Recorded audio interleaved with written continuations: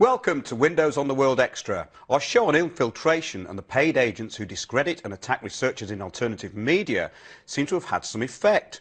The YouTube video of it attracted some interesting and predictable comments. There has also been a further attack on myself on the TPV forum.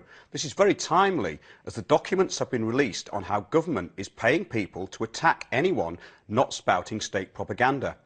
As we also revealed, the fake stories are being peddled to discredit and entrap researchers and groups who are capable of real investigative journalism. I'm with David Shaler, ex-MI5 officer and whistleblower, to discuss this and what we can do about it. And it's a training guide for GCHQ and NSA agents on infiltrating and disrupting alternative media online. The 4 Ds are deny, disrupt, degrade and deceive. This is known as online covert action. Something appeared on the TPV forum a few days ago, and we were already attacked by these people.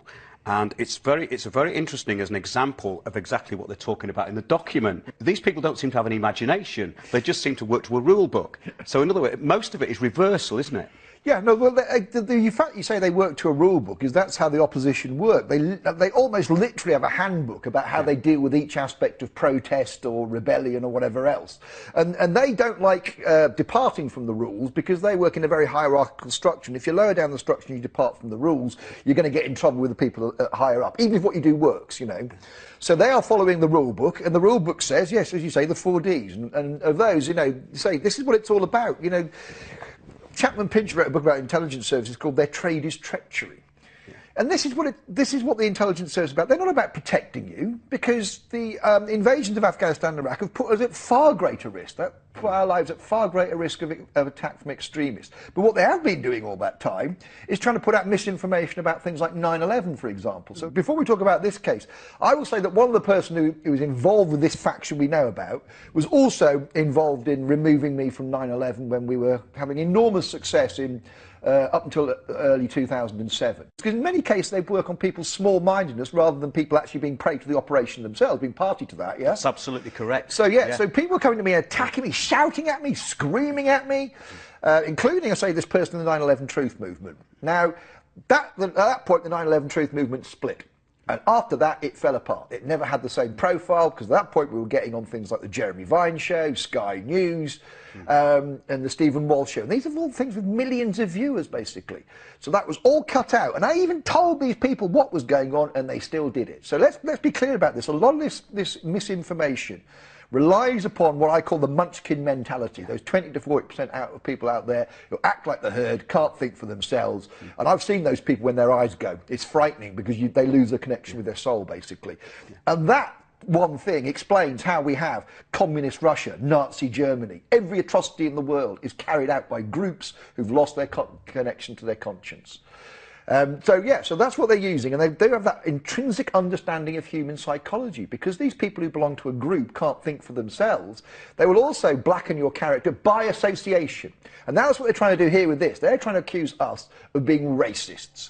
Well, can I just say, Mark, I totally and utterly repudiate that. I have never, ever been a racist, and people will know that by standing up for the truth about 9/11 and 7/7, we are pointing out the racism of the other side, the racism of a government that blames Muslims for the attack on 7/7 without any sort of proper formal inquiry, basically. They played the race card about 2 years ago, and a lot of people jumped to my defence, which was nice, but really this stuff shouldn't have got this far. The point is that we've got very lazy people out there, and people who are working for the government getting paid a lot of money to discredit people like me.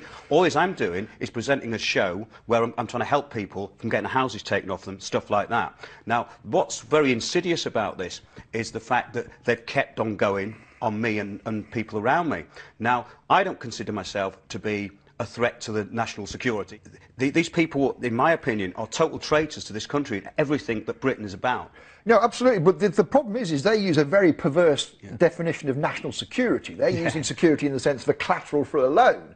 So they're talking about the financing of the country. Now, you can argue virtually anything we do, because it exposes this, is therefore not in the interests of national security in that sense. However, if we were to talk about the broader interests of the nation, of course this works in the interest of the nation. It's not in the interest of any country to live under a regime that puts out propaganda and lies. It's not in the interest of any country for a government government to go around oppressing the rights, not just of its own people, but obviously people halfway across the world where we've invaded countries. So we are standing up for what's called the common good under the common law, and that's a phrase that can't be perverted. National interest, national security have different meanings in Babylon, but we stand up for the common good, essentially. And I think it's enormously suspicious this is happening now, Mark, because, as you know, people's voice is starting to take off. Your show's starting to take off. I'm returning to having more of a public profile. So this is an attempt to try and cut us off at the pass and stop that happening, basically. Now, obviously, we rely upon the good sense of people out there. Of course, the 20 or 40% who are munchkins will believe this, but they'll believe us when we go and talk to them. They'll change their minds just like that.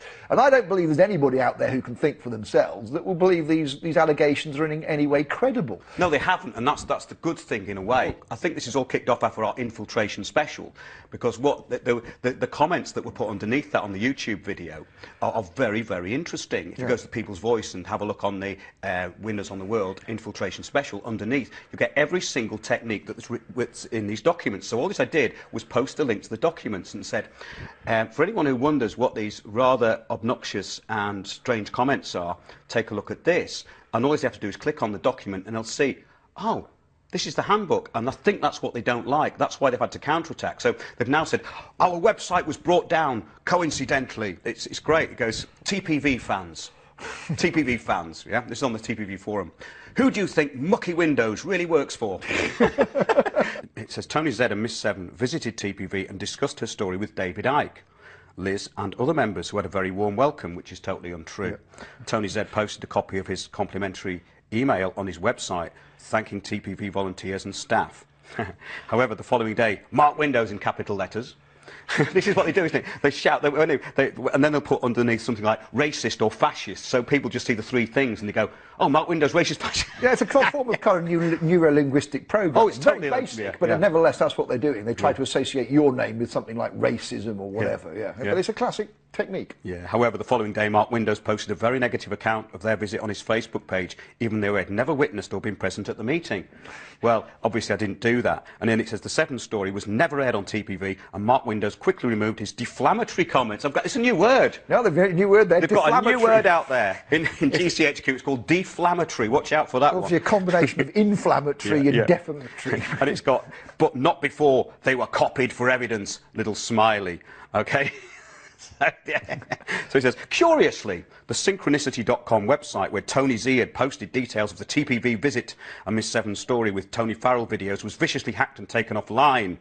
Was this just a strange coincidence or evidence of deliberate verbal attacks and intentional hacking by despicable New World Order agents? So are they accusing us of hacking them or what? I mean, I think they took their site down to us, they either took it down, or it's a classic thing, isn't it? The other side will do that. There's nothing better when we were doing the IRA for one of our agents to spend a bit of time in prison to give him credibility with the IRA. And it's a bit like that. You subject to a denial of service attack. People who don't really think things through think, oh, they must be on our side because they've been hacked. But it's just a veneer, basically. It's a completely false flag operation. Yeah. Who do you think this scumbag Mucky Windows really works for? And then it's got the link to this story that they've written, which is, it goes on for pages, and it's allegedly... Yeah, so let's be clear about what Charles Seven is saying, this woman. She is actually saying, essentially, that 7/7 was carried out to cover up the fact that the BBC stole Strictly Come Dancing off her, and she was going to be able to successfully sue them for that. Yes, plus many other shows that were written before she was born. She is actually libelling top lawyers in this country, whose speciality at law is internet libel. So she's libel people on the internet and getting us to trying to coerce us to libel people whose speciality at law is internet libel.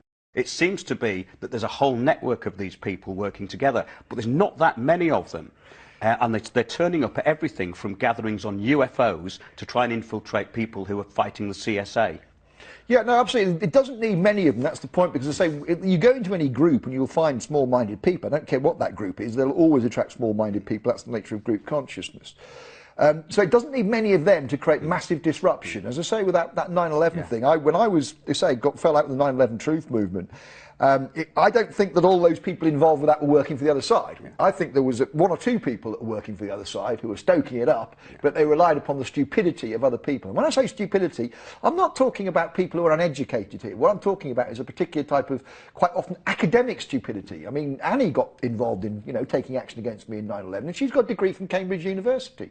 But that just shows you basically... That's not necessarily a sign of intelligence. That's what I mean, yeah, no, that's people being trained to think in a particular way by public school and Oxbridge, but they're not free thinkers, but they think they're free thinkers. They don't know they've been Sense of great mind control, actually. I've known quite a few of them, but they make very good politicians. And can I just tell you a story as well about something similar to this? We've got about 4 minutes left. All right, because a quick straw man thing is this happened to me when I was involved in looking at the Diana thing in Mohammed Al Fayed. They did something very similar there, where they offered to sell him fake documents for $20 million.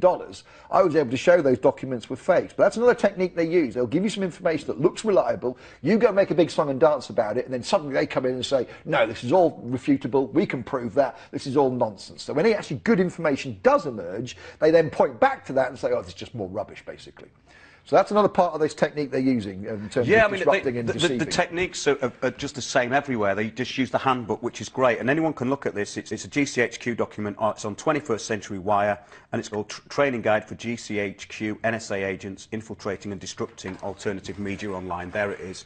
Really worth looking that up. Yeah. Now, in this case, clearly Charles Seven cannot have all her marbles. She's clearly got some psychological problems if she thinks 7/7 was carried out to shut her up, essentially. So what we have here is the other side using somebody who is suffering mental illness to try and advance their operation. Now, how sick does that get? What sort of morals have you got when you use somebody who is mentally impaired just to be able to put forward your ideas and split up somebody who's telling the truth?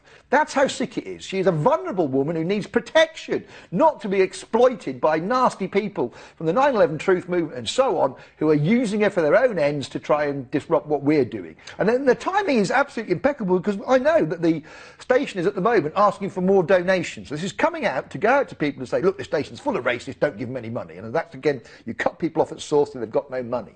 This happens because everybody in this country now is at risk. If you've got a small business, and you may have problems with the local council, they'll do this to you. I know people it's happened to. So it's not just people who are trying to, investigative journalists like us. It's people in business trying to make a living. Their own government is sending people in to destroy them. It's an absolute disgrace. That's what I said to people years ago about invasions of privacy. I say, you may not actually have thought out the implications of this, but one day you'll get into conflict perhaps with the local council. And they will use embarrassing private information that they've gleaned from elsewhere to try and discredit you in any court case or discredit you publicly. Which is exactly what they're doing. They're doing this here. We're going to have to wrap now. But to all those who want to bring down the people's voice and attack investigative journalists like myself, we'll be keeping watching those watching us, watching the people's voice. Thanks for listening.